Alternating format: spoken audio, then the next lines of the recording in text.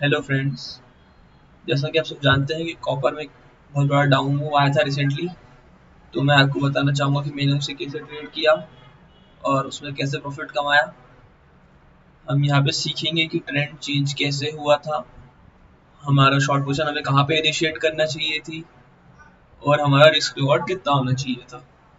ठीक है, तो पहले हम एक बात कर लेते हैं। जो कॉपर में एक पैटर्न बना है, हेड एंड शोल्डर पैटर्न। ठीक है, तो आप ट्रेडिंग व्यू में यहाँ पे आता है हेड एंड शोल्डर पैटर्न, जो कि आप सब जानते हैं। ये शोल्डर होता है, ये एक ट्रेंड रिवर्सल पैटर्न होता है। जिनको भी नहीं मालूम, इस टाइप से। ठीक है, तो मार्केट पहले अप ट्रेंड में रहता है, जो कि हायर हाई और हायर लो के थ्रू हम देख पा रहे हैं। ठीक है, ये higher high, higher low, higher high.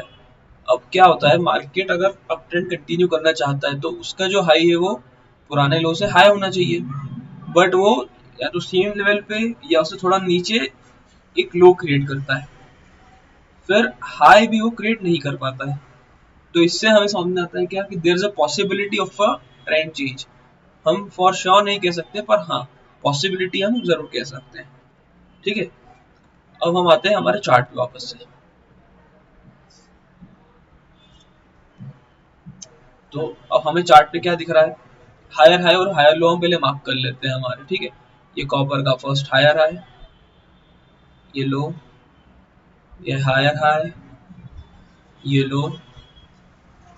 अब ये जो लो हमने देखा अभी, जो मैंने आपको ऊपर एक्सप्लेन किया, उसके हिसाब से है कि मार्केट ने पुराने लो के ऊपर नहीं बनाया, उसके लेवल में या उससे नीचे बनाया। तो यहाँ पे हमें एक डाउट, मतलब डाउट क्रिएट हो जाता है। यहाँ से हम वो अप ट्रेंड के ट्रेड नहीं ले सकते for long term. Short term आप देखें तो यहाँ से 690 से वो 716 गया, पर अगर हमें बड़ा मूव कैप्चर करना है तो हम वो नहीं ले सकते। ठीक है, तो यहाँ पे क्या होता है, फिर मार्केट हाई भी नहीं बनाता है, हाई बनाता है वो उसके प्रीवियस शोल्डर के लेवल में। तो यहाँ पे हम क्या करते हैं, यहाँ पे हम यूज करेंगे चैनल पैटर्न, जो आपने लास्ट वीडियो में देखा होगा। हम बनाएंगे trend line in the direction of the trend. ठीक है, जो हमारे ट्रेंड की डायरेक्शन है उसके हमने ट्रेंड लाइन बनाई। अब यहाँ पे क्या देखने को मिलता है कि ट्रेंड लाइन ब्रेक हो चुकी है। ठीक है, अब हमको मालूम है कि मार्केट जब भी ट्रेंड लाइन ब्रेक करता है, या तो ट्रेंड लाइन को रिटेस्ट करेगा और फिर नीचे आ जाएगा, या फिर वो किसी सपोर्ट को चेक करके फिर नीचे आएगा। तो सपोर्ट कहाँ पर दिख रहा है हमें, प्रीवियस शोल्डर पे, जिसको हम मार्क करेंगे यूजिंग अ रेक्टेंगल टूल, जो कि ये रहा। ठीक है, तो आप देखेंगे कि मार्केट ने प्रॉपरली ट्रेंड लाइन ब्रेक करी, उसे रिटेस्ट करा सपोर्ट लेवल को। उसके बाद से आप अगर यहाँ पे शॉर्ट ट्रेड इनिशिएट करते हैं तो आपको टारगेट, अब बात करते हैं टारगेट कितना लेना चाहिए था आपको। देखिए, हेड एंड शोल्डर में क्या होता है ना, ये जो लाइन दिख रही है आपको, प्राइस जहाँ पे है, या फिर अपन एक लाइन ड्रॉ कर लेते हैं। ये देखिए, ये जो रेड लाइन दिख रही है ये है neck line, head and shoulder pattern की। तो जब भी नेक लाइन ब्रेक होती है तो हम जो हमारा वो लेते हैं टारगेट, वो इस प्रकार कैलकुलेट किया जाता है कि जो हेड का हाई होता है और जो नेकलाइन का जो कैलकुलेशन होता है टोटल, जो कि करीबन 40 पॉइंट यहाँ पे हमको देखने को मिल रहा है, वो हम प्लेस कर देंगे नेकलाइन से कुछ इस टाइप से। ये जो नेकलाइन है से हमने मेजर किया 33 पॉइंट समथिंग, और ये तो देखिए हमारा टारगेट लगभग लगभग अचीव हो चुका है। और रिस्क कितनी थी, अगर हम शॉर्ट इनिशिएट करते हैं इस पोजीशन पे, हम ऐसे नाम रखते हैं इसके ऊपर का, और हमारा टारगेट +1:6 का टारगेट अचीव हुआ है कॉपर में इस बार। इसका थोड़े टाइम फ्रेम में देखें तो आपको एक ये पिन बार कैंडल दिख रही है, ये है मार्केट रिटेस्ट हो चुका है और यहाँ पे आप सेल कर सकते हैं। ये उसका सिग्नल था।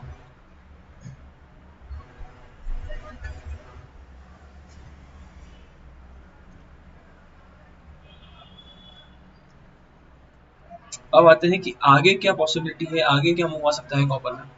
तो हम वापस से हमारा पुराना स्टेप फॉलो करेंगे, क्या, हायर हाई हायर लो वाला। ये देखिए मार्केट यहाँ पे लोअर लो बना रहा है। अब ये जो हाई डिपेंड करता है कि कैसा होगा, क्या मार्केट इस पॉइंट से रिजेक्शन आता है। अगर आता है तो हम क्या करेंगे, हमें सिंपल सा एक short term trend line draw करनी है। अच्छा, पहली हमारी ट्रेंड लाइन कौन सी होगी, पहले हमारी ट्रेंड लाइन होगी इन द डायरेक्शन ऑफ ट्रेंड, जो कि कैसे ड्रॉ होगी, सारे जो हाई हैं उनको कनेक्ट करके हम ड्रॉ करेंगे। देखिए पूरा मैच नहीं कर रहा है, पर हमें एक रफ आइडिया मिल जाता है कि हाँ मार्केट इस ट्रेंड लाइन को फॉलो कर रहा है। जैसे ही हम ये short term trend line draw करते हैं, उसे ब्रेक करता है, वो फॉल देता है। तो अभी भी क्या हो रहा है, हमने ट्रेंड लाइन ड्रॉ कर दी in the direction of the trend. Step 2, draw a trend line against the trend. ये दोनों हमने ड्रॉ कर चुके हैं। अब हमें वेट करना है कि क्या मार्केट इस ट्रेंड लाइन को तोड़ के एक सपोर्ट लेवल को रिटेस्ट करके रिजेक्शन देता है, तो हम शॉर्ट इनिशिएट करेंगे फॉर अ टारगेट ऑफ 662। और अगर फिर मार्केट 662 को भी तोड़ेगा, यानी कि इसका लो को, तो हमें टारगेट मिलेगा फिर रिट्रेसमेंट्स। ठीक है, अब ये बात हो गई इसकी। अब सेकंड केस सिनेरियो क्या हो सकता है, देखिए मैं नहीं बोलता कि मार्केट नीचे ही जाएगा, पॉसिबिलिटी ज्यादा है नीचे आने की है। ठीक है, अब ये हो सकता है कि यहाँ ब्रेक करके ये रिटेस्ट दे दे और ये ब्रेकआउट हो जाए अच्छा सा। तो यहाँ पे ऊपर का टारगेट देखिए आपको कितना बड़ा मिलेगा, 733 का टारगेट मिलेगा ऊपर का आपको फ्रेंड्स। ठीक है, तो इसलिए कभी भी मार्केट में बायस नहीं होना कि यार मेरा व्यू ऊपर का है तो मैं अब ट्रेंड के ट्रेड्स ही लूंगा। वो इंट्राडे में काम आता है कि यार आज मार्केट का ट्रेंड थोड़ा प्लस का है, तो प्रॉफिट होने के चांसेस अप ट्रेंड में ज्यादा है। ठीक है, तो कभी भी ऐसे बायस नहीं लेना रहना चाहिए जब भी ट्रेडिंग करें। आप जैसे ही पोजीशन बनाते हैं, आपको अपने पर कॉन्फिडेंस होना चाहिए कि हाँ मैंने पूरा एनालिसिस करके पोजीशन बनाई है। आपको अपना स्टॉप लॉस फिक्स रखना है, टारगेट फिक्स रखना है। देखिए अगर अगर कुछ लोग, इसमें मैं भी आता हूँ कभी कभी, पर मैं, मेरी ट्रेनिंग चालू है कि मैं उसे कंट्रोल करूँ। आपका जो टारगेट था ये वाला मतलब मेरा टारगेट तो ये था 671, मार्केट उससे नीचे आया। तो वो सोचते हैं क्या है कि यार 1 आवर में इतनी लंबी लंबी फुल कैंडल बन रही है, मतलब सेलर्स बहुत सारे मार्केट में एंटर कर चुके हैं, तो वो मार्केट को और नीचे ड्रैग डाउन कर सकते हैं।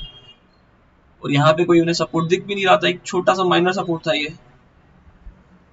पर क्या होता है कि जो एग्जिट हमने डिफाइन करी है हेड एंड शोल्डर की, वो क्यों करी है, ये कोई यहाँ पे बुल सेंटर नहीं हुए, यहाँ पे शॉर्ट कवरिंग हुई है। ये जो पैटर्न है ये आप जैसे बहुत सारे ट्रेडर्स ने स्पॉट किया होगा हेड एंड शोल्डर, और यहाँ पे उनने शॉर्ट इनिशिएट करके यहाँ पे उनने शॉर्ट कवरिंग चालू कर दी। और कुछ जो लालची ट्रेडर्स है वो नहीं कर पाए शॉर्ट कवरिंग, और उनकी पोजीशन नेगेटिव में तो नहीं गई, पर हाँ उन्हें कुछ प्रॉफिट भी नहीं मिला। इसलिए हमेशा अपनी जो फिक्स एंट्री है उस पर एंट्री लें, जो एग्जिट आपने डिफाइन करी है एनालिसिस में उसमें एग्जिट हो जाए।